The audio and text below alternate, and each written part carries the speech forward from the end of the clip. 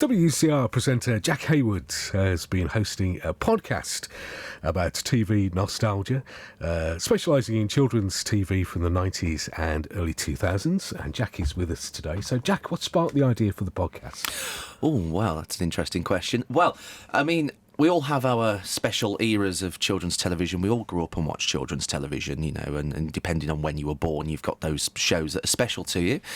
I grew up in the 90s and in the early 2000s, and, you know, most people watch those programmes, they grow up and they forget about them. I was different. I grew up and thought, I want to know, you know, the who's, the what's, the why's, the how's about all of those shows. I just had this, like, I watched all these programmes growing up, and then, you know, I got to my teenage years, those programmes finished, you know, children's television didn't appeal to me, but I was still interested in the shows that I used to watch, and I got a computer around that time and thought, I really want to know more.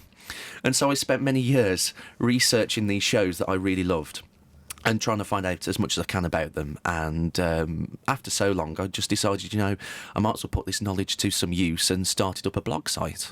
And the blog page and the podcast interviews are all under the name of Jack's Throwback Attack. So tell us about some of the people you've interviewed so far. Oh, so on the blog page itself, I mean, I have a blog page where I write articles, but then as part of it, yes, I do interviews with people. And instead of doing just written interviews, I actually wanted to do something a bit special. I thought, well, I want to interview these people properly and have a proper conversation, because I think you can get a better story out of it. So on the blog page is a link, and it's got podcasts on that I've recorded, and I did a load of them last year during the summer, and that went very well. Some of the people I've interviewed last year include Gareth Jones, known as Gaz Top. He was really lovely. He did a show called How To for many years, and also a show called The Big Bang. He was on kids' telly for a very long time, and we ended up chatting for probably about 2 hours in total. You know, talking about all things about life and Slade, because he's a big Slade fan, and like we're both talking about our love of Slade, and then we better get on to doing the interview now. We'd spent 20 minutes just talking about random stuff, and through him he helped me interview Fred Dinage, who also did How in the 70s and then did the How To revival, and he's like television royalty in this country. He's, you know, been doing television something like 50 years, I think, now, and he's still going strong doing news down in the southern part of the country.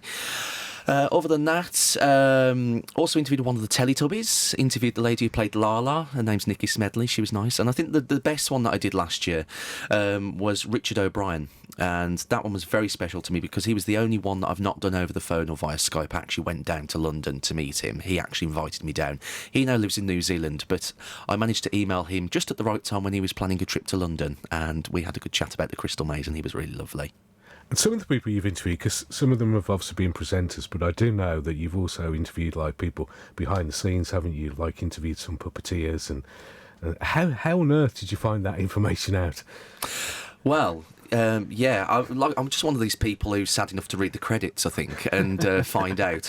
You are right. I have done a second series of interviews, which I'm planning to launch around about now in September, and I have interviewed quite a lot of puppeteers. And puppetry always interested me, actually. I always loved puppet-based shows when I was growing up, and when I was a kid, I did used to mess around with puppets. And I have interviewed a few of them. One of them being a very nice chap called Francis Wright, and he started out working on the likes of the David Bowie film Labyrinth and stuff like that, and Spitting Image.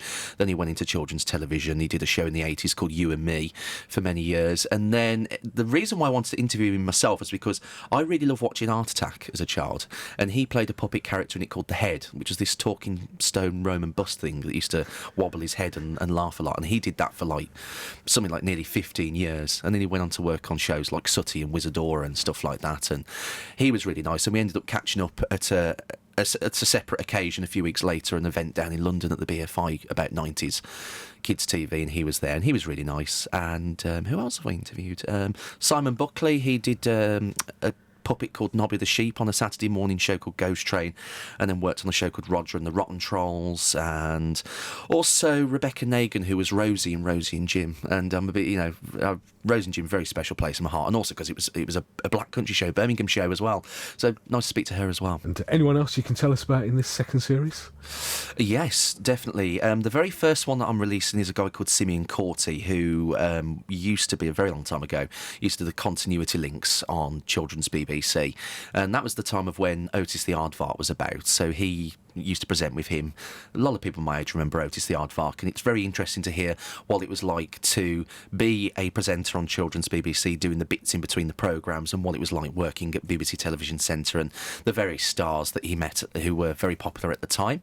There is someone who I am planning to release at Christmas time who I'm not going to give away, and mainly because it's a very special interview. It's someone very big in children's television who I think has been active in the world of children's entertainment now for something like over 30 years, started out in the late 80s, had a very popular show in the 90s which ran into the 2000s, and to this day is still going around entertaining at various parties, children's shows, DJing, and I'm really looking forward to releasing that interview because it's a very long interview and we pretty much cover everything, and it's so you might have an idea who it is, but I'm not going to give it away. You'll have to wait till Christmas time for that one. Intriguing.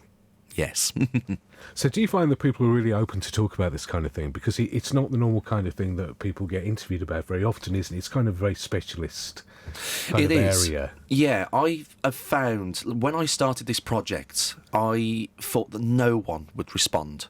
Because it's like, who would want to talk to, your average Joe? And, a lot of these people haven't been in television for a while. And, they've kind of gone on to have, their own lives and do separate things. And I thought, they probably don't want some, random nerd messaging them out the blue and saying, will you talk to me? Will you talk to me? But surprisingly, almost everyone I've emailed has said yes. And they're more than happy to talk about it. And some people are happy to talk about it at length. I thought that most people would want to just chat for 5 minutes and go, right, go away now. But the majority of people I've interviewed have talked to me for like an hour and a half. It's gone on for quite some time with some of them. You told us about some of the people you've already interviewed. Mm-hmm. So who is the person that you would like to interview you haven't been able to do yet? There is one, and I have been trying, and I haven't succeeded yet, but that would be Neil Buchanan, because I absolutely loved watching Art Attack growing up, and he also did a lot of other shows around that time, one called Zap, which was my favourite as well. He did a lot of kids' telly over a very long period of time, and I would really love to interview him. I think that would be my ultimate goal. I've got to ask you while you're here about the survey last week, the poll that was talking about the favourite CBBC show of all time. Mm-hmm. Chucklevision, do you agree with that? Absolutely. I think that's a very, very deserving winner. I watched it, as did millions of other people, and I think the show just was... I think it was very deserving of its long-running status, and it's quite funny watching back because even at the time when it was on, the humour in it was so dated, and so, the humour in it really reminded me of, like, Laurel and Hardy, and the jokes in it were so bad, it was like dad jokes, and, but it still worked, and I absolutely love slapstick humour. I still find it very funny. I met the Chuckle Brothers a few years ago, and it was one of the greatest moments of my life. I felt very proud of that moment, and I think both of them deserved the legacy that they have. And it was very, very sad when Barry passed away about a year and a half ago, and they both genuinely seemed to love what they were doing, and they loved entertaining children, and they would have, if they were both still going, I imagine they would have done it till they were 100 if they could have done. And the one thing that's nice is that despite the sad fact that Barry isn't around anymore, Paul has stuck to his word and carried on. He's still performing, in pantos and DJing, and I think that's a really, really lovely thing to do, to kind of get back up on your feet and carry on. So tell us where we can find the blog and the podcast, Jack. Yes, so if you want to find the blog page where I write all the articles, you can at jacksthrowbackattack.blogspot.com. And the podcasts are available on a few different platforms. If you just search Jack's Throwback Attack, you can find it on YouTube, you can find it on iTunes, Spotify, and also SoundCloud. Those are the ways that you can listen. And the new batch of interviews start this month, and then I'll be releasing a new one every month through the autumn and winter. winter. I have recorded quite a few, so there'll be plenty to listen to over the next few months. Great. Well, thanks for coming in today and good luck with the new series. No problem, thank you.